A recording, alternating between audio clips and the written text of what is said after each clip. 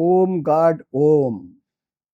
Praying to God and the masters, we start this conversation on a selected verse. The organizers have selected a wonderful verse from the Bhagavad Gita. The interesting thing is, every verse of the 700 verses of the Bhagavad Gita is really worthwhile remembering and practicing and studying and meditating upon.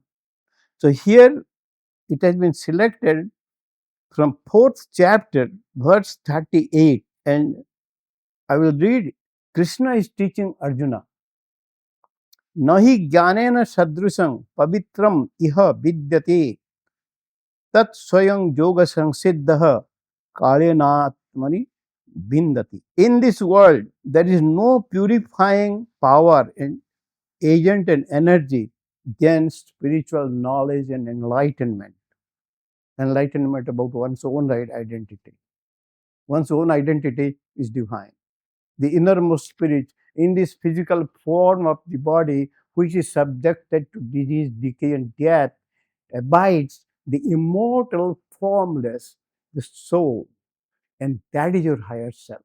The more you remember it, the more you'll be happier, the more your sufferings and fear will go, and the more you will enjoy life. In this world, in this creation, there is no purifying and empowering power and energy than the spiritual knowledge and enlightenment. Doubtless, Krishna is emphasizing point, doubtless. For a long time, for many years, one should practice the Kriya Yoga or enlightened Karma Yoga.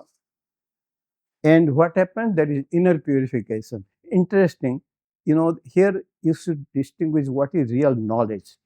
Real knowledge is not gained from books or from lectures or from pravachans or from internet or by any other external means.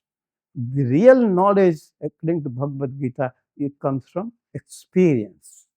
The real knowledge is experience. And this experience leads one to the ultimate truth. And there you need the guidance of God as the Guru. But it depends on your efforts.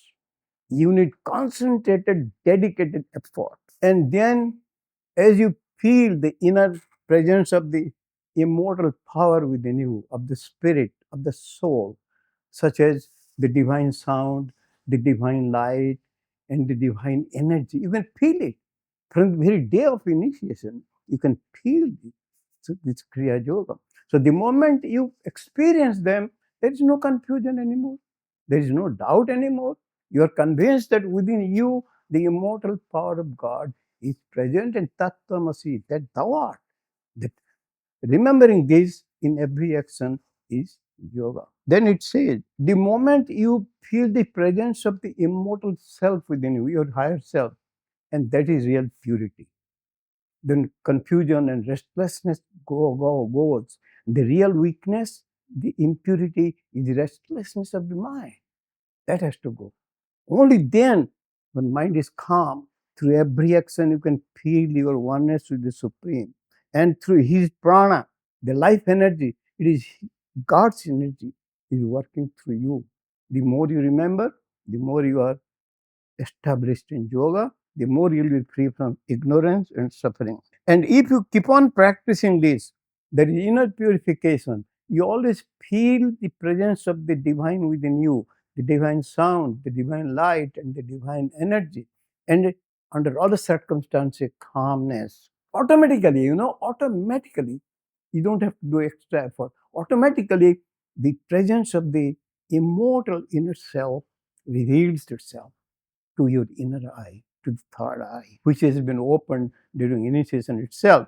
And through your lifelong practice, sincere practice, get it automatically. It is sequential in its result. So this is not the most purifying, and this most purifying power, the knowledge, the experience of your inner self, is really the real power and real purity. Thank you.